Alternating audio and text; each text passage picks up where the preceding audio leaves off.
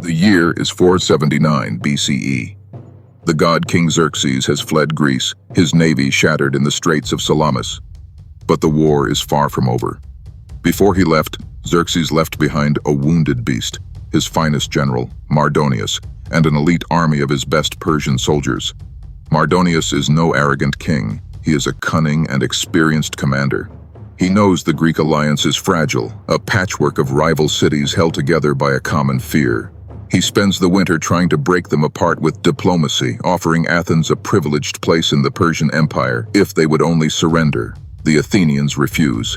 Their response is to send their families away and prepare for the final bloody chapter of the Greco-Persian Wars. The fate of Greece would not be decided by tricks or traps, but on an open field, in a brutal head-to-head clash of civilizations. Mardonius, his diplomatic efforts failed, marches his army into Boeotia, near the city of Plataea.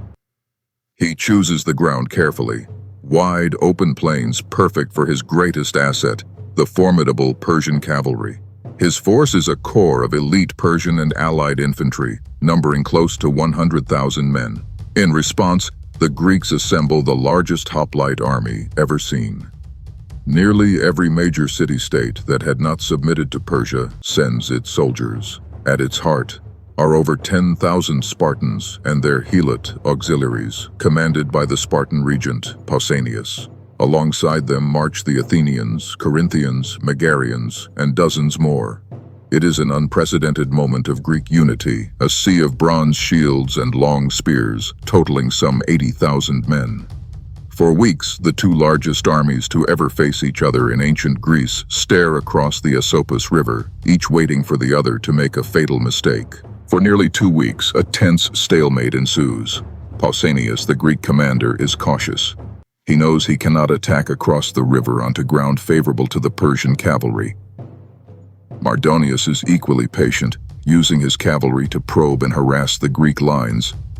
His horsemen, led by the brilliant commander Mecistius, are a constant menace, launching lightning-fast raids, picking off Greek foragers, and challenging the Greek resolve. In one famous skirmish, the Greek Megarians are nearly overwhelmed by a cavalry charge, only to be saved by a contingent of Athenian archers who manage to kill Mecistius, a major blow to Persian morale. But Mardonius has a larger strategy. He sends his cavalry on a wide flanking maneuver, not to attack the army, but to capture their supply train and, most critically, to choke the Gargaffian spring, the Greeks' only source of water. Mardonius's strategy works. After days without food and now without water, the Greek position has become untenable. Pausanias orders a complex nighttime withdrawal to a new position closer to Plataea, where fresh water and better defensive ground can be found. But a retreat at night, especially for a massive, multinational army, is one of the most difficult maneuvers in warfare. The retreat quickly descends into confusion. The Greek center moves too far, faster than planned.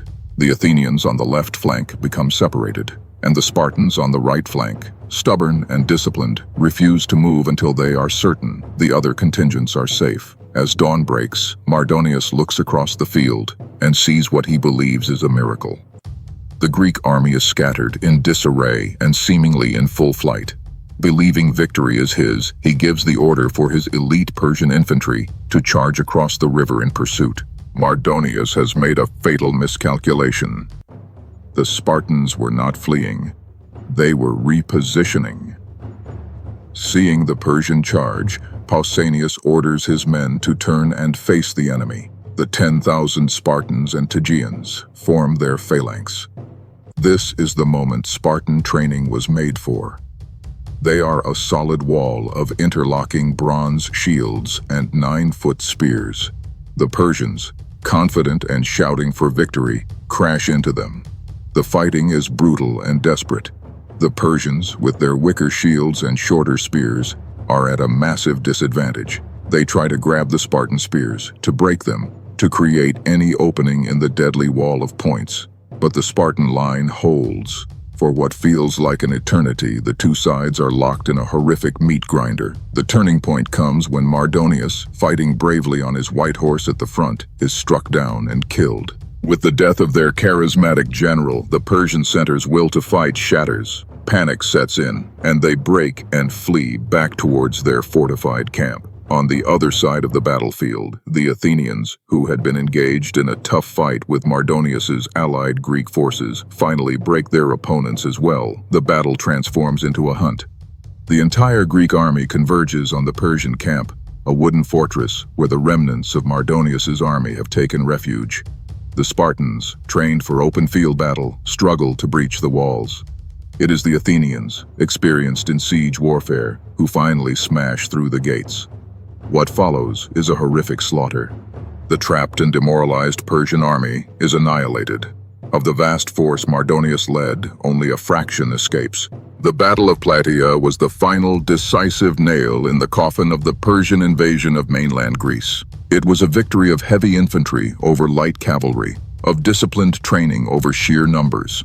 On the very same day, legend says, the Greek navy won another victory at Mycale, destroying the remnants of the Persian fleet in Asia Minor.